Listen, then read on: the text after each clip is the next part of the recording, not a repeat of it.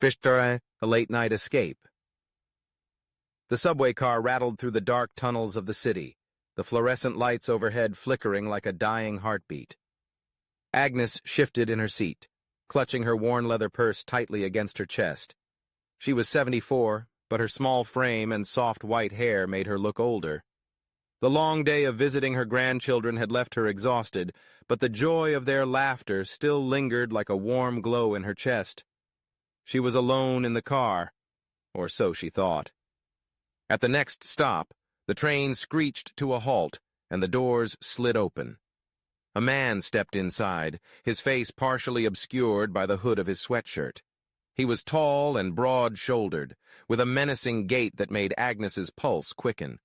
She instinctively pressed herself against the cold metal of her seat, her eyes darting to the emergency button by the door. The train resumed its journey, its mechanical groan echoing in the empty space. The man paced the length of the car, his eyes scanning before locking onto her.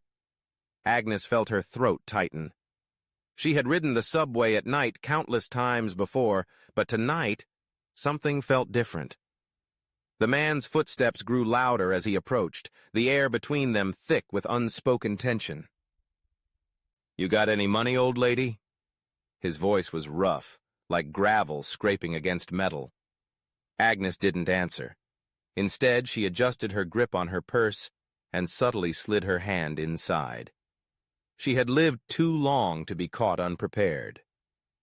The man took a step closer, his hand reaching toward her. "I said, you got any money?"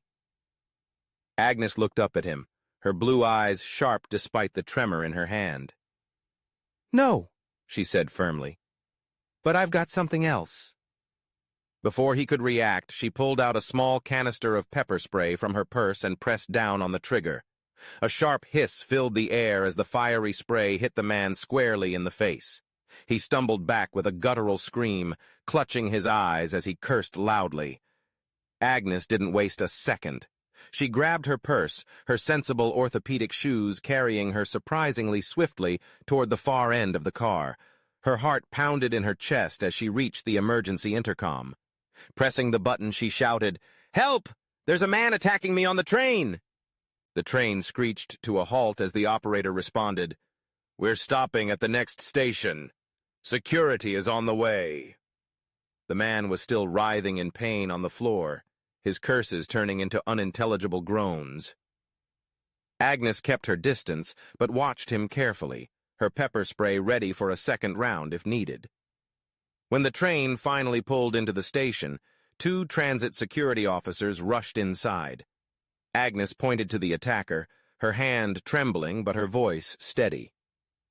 "That's him." The man was quickly subdued and hauled off the train, still blinking furiously against the lingering burn of the pepper spray. One of the officers turned to Agnes, his expression a mix of concern and admiration. "Are you okay, ma'am?" Agnes nodded, a faint smile playing at her lips. "I'm fine. Just a little shaken is all." As the train continued on its way, Agnes sat back down, her hands trembling slightly as she tucked the pepper spray back into her purse. She took a deep breath, the adrenaline slowly fading. She might have been old, but tonight she proved that she was far from helpless.